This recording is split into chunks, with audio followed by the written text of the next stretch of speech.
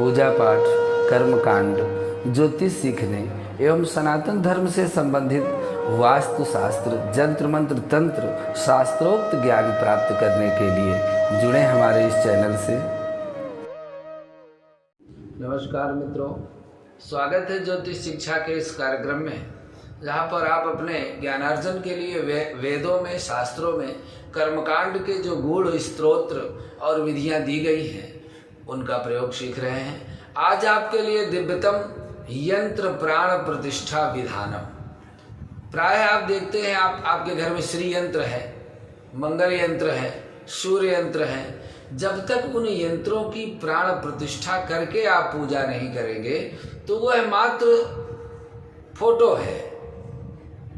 तो वैसे तो विधान इसका यह है कि हमारे शास्त्रों में किसी भी यंत्र की प्राण प्रतिष्ठा की जो विधि बताई गई है वह थोड़ा कठिन है, सामान्य व्यक्ति के लिए तो और कठिन है, परंतु हम बिल्कुल सरलतम विधि से आपको यह बताने का प्रयास कर रहे हैं कि आप किसी भी यंत्र की प्राण प्रतिष्ठा कर सकते हैं। विशेष रूप से दीपावली में श्री यंत्र की प्राण प्रतिष्ठा और स्थापना करके यदि उसकी पूजा की जाए तो वर्ष भर में भगवती लक्ष्मी की विशेष कृपा प्राप्त होती है।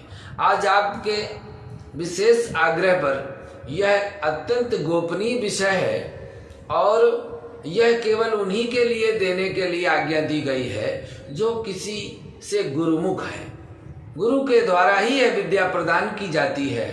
अत्यंत रहस्यमयी और गोपनीय है। आशा है कि इस प्रयोग से आपको बहुत ही लाभ प्राप्त होगा। विधि के बारे में बताने से पहले हम आपको यह बता दें कि जो व्यक्ति यह विधि करता है वह संपूर्ण रूप से किसी योग्य गुरु के द्वारा दीक्षित होना आवश्यक है। जैसे आप श्री यंत्र की प्राण प्रतिष्ठा करना चाहते हैं तो आपको श्री विद्या का मंत्र अपने गुरु जी से प्राप्त करना होगा और गुरु से प्राप्त मंत्र के बाद आप इस यंत्र की स्थापना पूजा करते हैं तो आपको उसका 100 गुना लाभ प्राप्त होता है। ऐसे आप देखे होंगे बहुत से लोग बहुत से मंत्र जाप करते रहते हैं, बाद में लिखते हैं कमेंट में, भैया हमने मंत्र तो जपा लेकिन कोई लाभ नहीं हुआ। क्यों? क्योंकि बिना गुरु के द्वारा प्राप्त मंत्र का जप करने से आपको उसका पूर्ण लाभ प्राप्त नहीं हो सकता है। तो यह साधना का रहस्यमयी बिंदु है और इस बिंदु को यदि आपने पूरा नहीं किया और कोई भी मंत्र कहीं भी वीडियो में देख के कहीं जपने लगे और फिर उसका कोई लाभ न मिला तो श्रद्धा में कमी आ जाती है। इसलिए आपने यदि दीक्षा नहीं ली तो आप किसी योग्य गुरु से दीक्षा जरूर ले लें। अगर आप कर्म से के हकदार हैं तब तक इसे ना करें। यदि आपको उसका कोई हक नहीं मिला, अब जिसके नाम बंदूक का लाइसेंस नहीं है, यदि वह बंदूक का शस्त्र लेके चलेगा तो क्या उसको सहमति मिलेगी प्रशासन से? नहीं मिलेगी। तो गुरु की आज्ञा लेकर कोई मंत्र करने से गुरु की शक्ति वहां पर रक्षा भी करती है, मार्गदर्शन भी करती है और सिद्धि भी प्रदान करती है। दूसरी बात, कई बार ऐसा देखा गया है कि आपकी कुंडली के अनुसार सिद्ध कारक ग्रहों की वजह से कभी कभी विधि करने के बाद भी लाभ नहीं मिलता। कुंडली में दुर्योग है, मार्केश है, आपने वह प्रयोग किया लेकिन उसका पूरा लाभ नहीं मिला। क्यों? क्योंकि अवश्य में भोक्तव्यम कृत कर्म शुभाशुभम, शुभ अशुभ कर्म का फल हमको भोगना ही पड़ता है।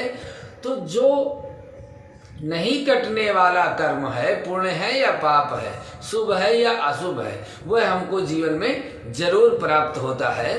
तो इसलिए हम आपको यह सरलतम विधि से बताने का प्रयास करते हैं। किसी योग्य गुरु से संपूर्ण मंत्रों की दीक्षा लेकर लाभान्वित हो सकते हैं। और यदि आपने अभी तक किसी को अपना गुरु नहीं बनाया तो निश्चित रूप से आप सनातन धर्म के विपरीत प्रयास कर रहे हैं। आपको गुरुमुख होना आवश्यक है।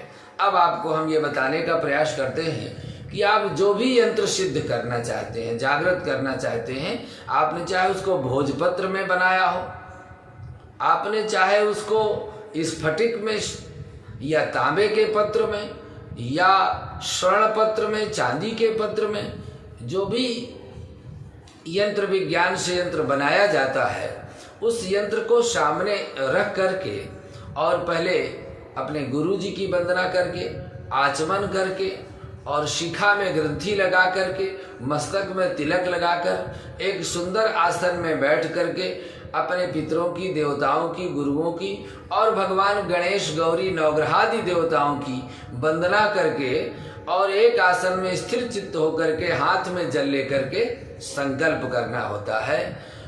अद्य श्री ब्राह्मणों द्वितीय परार्धे श्री श्वेत बाराह कल्पे वैवस्वत मन्वंतरे अष्टाविंशतमे कलयुगे कल प्रथम चरणे जम्बू द्वीपे भरतखंडे भारतवर्षे बौद्ध्यावतारे आर्यावर्त के देशांतर्गत पुण्य क्षेत्रे, जिस क्षेत्र में आप हैं, गंगा जमुनांतर मध्य प्रयाग क्षेत्रे भागीरथी तीरे गंगा तटे, अपने उस स्थान का पता, संवत्सर का नाम और मासा नाम मासोत्तमे मासे, जो भी महीना हो, पक्षे शुक्ल पक्ष या कृष्ण पक्ष, तिथि का नाम, जो भी तिथि है, पंचमी है, सप्तमी है, नौमी है, तिथि का नाम लेना है। वासर, वार का नाम लेना है, सोमवार है, मंगलवार है, बुधवार है।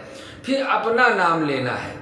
आत्मनः श्रुति या श्रुति पुराणोक्त फल प्राप्त्यर्थम, फिर यंत्र का नाम लेना है। श्री यंत्र साधनाय, मंगल यंत्र साधनाय, बुध यंत्र साधनाय, गुरु यंत्र सिद्ध्यर्थम, ऐसा कह करके आप जिस यंत्र की साधना कर रहे हैं, मान लीजिए श्री यंत्र को साधना में सिद्धि करना चाहते हैं, तो श्री यंत्र से ताड़वान घातादौ दोष परिहारार्थ धूपोतारण पूर्वकम प्राण प्रतिष्ठा अहम करिष्ये, ऐसा संकल्प बोल करके किसी पात्र में उसे जल, अक्षत, पुष्प छोड़ दे। इसके बाद यंत्र पर शुद्ध घी लगावे।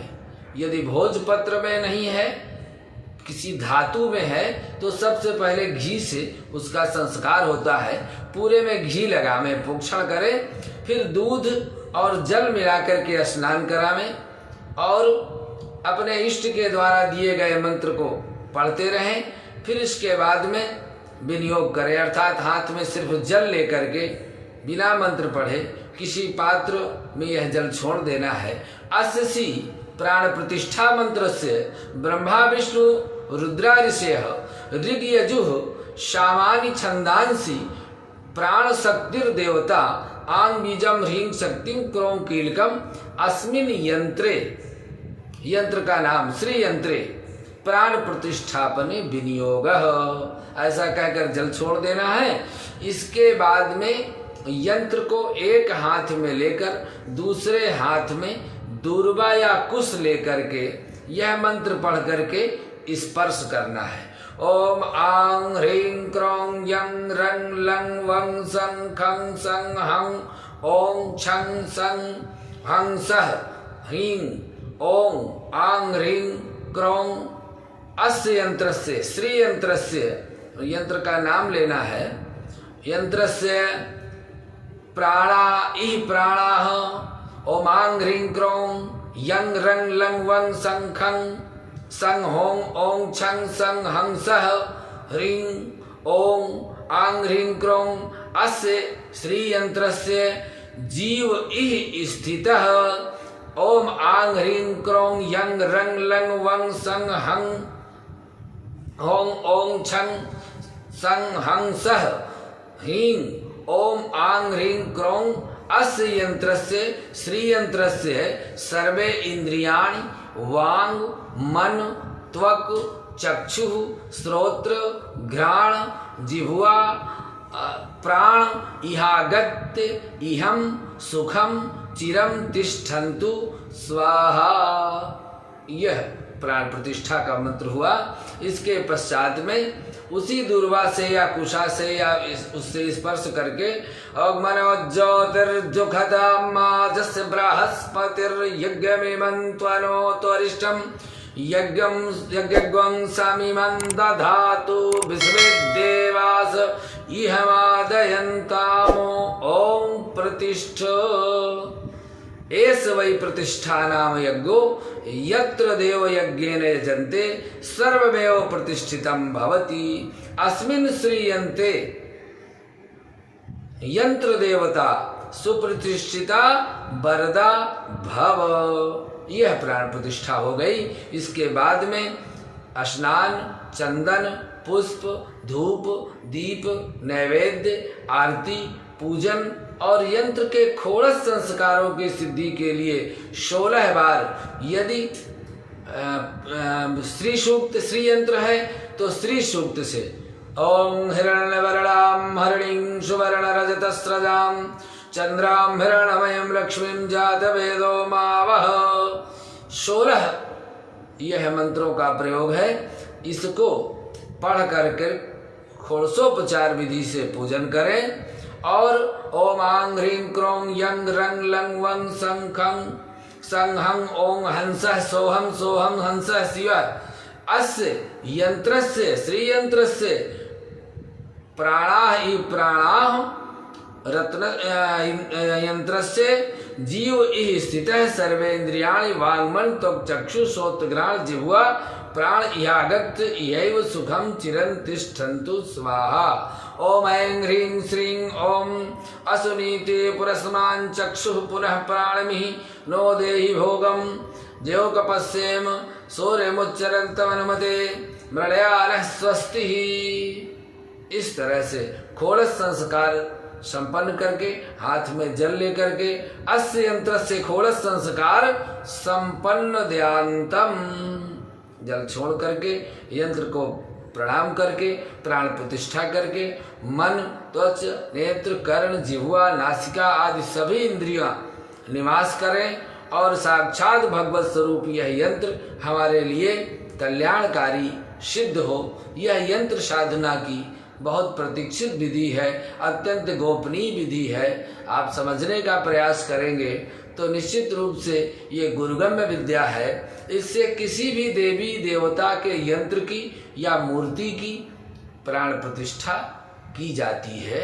जिस देवी देवता के लिए करें उनका नाम शिव है, ब्रह्मा है, विष्णु है या कोई यंत्र है। इस यंत्र जब इस मंत्र से यंत्र की प्राण प्रतिष्ठा हो जाती है तो उन देवता को उस पर निवास करना ही होता है और रक्षा करनी ही होती है। क्यों? क्योंकि दैवाधीनम जगत सर्वम मंत्राधीनम च देवता ते मंत्रा ब्राह्मणाधीनम। वह मंत्र देवता उस मंत्र के वश में है और वह मंत्र ब्राह्मणों के वश में है। इसीलिए गुरुओं से प्राप्त मंत्र से प्राण प्रतिष्ठा करके उस यंत्र से उन देवताओं को हम प्रसन्न करके अपने अनुकूल फल प्राप्त कर लेते हैं। आज के लिए बस इतना ही। अगले भाग में पुनः आपके लिए कोई दिव्यतम प्रयोग लेकर उपस्थित होते हैं। नमस्कार।